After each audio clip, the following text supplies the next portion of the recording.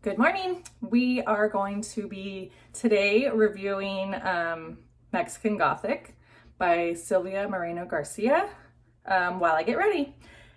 And this book was probably the most recommended book that I've read recently. And it actually was my book club book, 354 pages, I want to say. One of the worst books I've read for the year. I don't know, and I feel terrible doing negative book reviews. Like every once in a while, fine, but I've read like a string of really bad ones lately.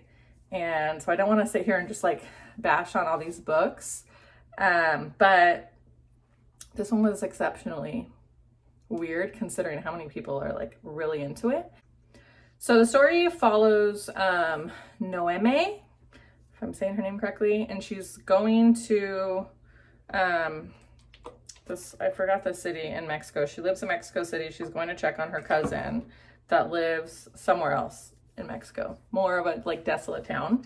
And when she goes, the story also takes place, I don't know if it mentions it in the synopsis because I didn't read it, but it takes place in like the 1950s. So I didn't realize that at first, and it was kind of strange until I realized that it was taking place in a different time.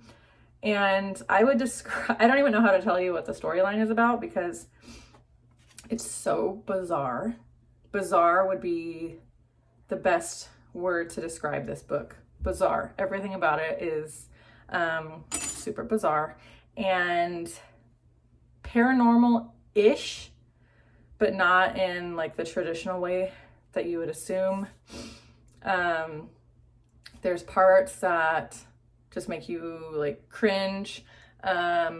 There's like bordering on like women being violated, and then there's some scenes, like parts of the book that are seriously so repulsive.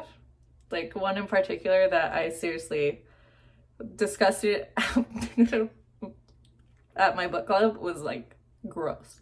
It was disgusting. It was a freaking weird book, okay? I don't understand why this book is so popular. I don't get it. I don't get it. And it's not even the writing styles necessarily, but it took me like over a week to read. I barely finished it in time for my book club. Usually I start those books like a couple days before so that it's like fresh in my mind. It was just terrible. I don't even know what else to say other than it was like super terrible. And I would probably give it a 2-star rating because I mean, it was different, definitely different than anything that I've read like ever, but I would never read it again or recommend it to anyone. And I feel bad for the authors. That's why I feel bad because someone's creativity came up with it. But there was also a lot of emphasis on one of the guys who was like a good guy in the book, like just how unattractive he was. Like it just like kept coming up, like how unattractive he was, and it was just really unnecessary because he was like the only like the nicest person in the story, but she just like anytime talking about him like felt the need to bring up like how unappealing like his face is, just everything. It was just freaking weird. Like what a weird book. What a weird book. And it has like this major following. Like people love this book. I wish I knew why. Like why? What about it is so appealing? I feel like there was parts of it too that were just like unnecessary tangents that had nothing to do with the story, and they weren't particularly like interesting. I don't know. I feel so bad doing like a bad review, but yeah, 2-star rating. Wouldn't recommend it. And I'm telling you, I've read some terrible books lately. I don't know what's happening. All the books that have been suggested, popping up like on my Kindle as like recommendations based off of what I read. So I haven't done a review in a while because they're just like terrible. I need some good suggestions, truly good ones, please, because I'm getting close to the end of the year. I need to hit my goal, and these books are like a challenge to get through.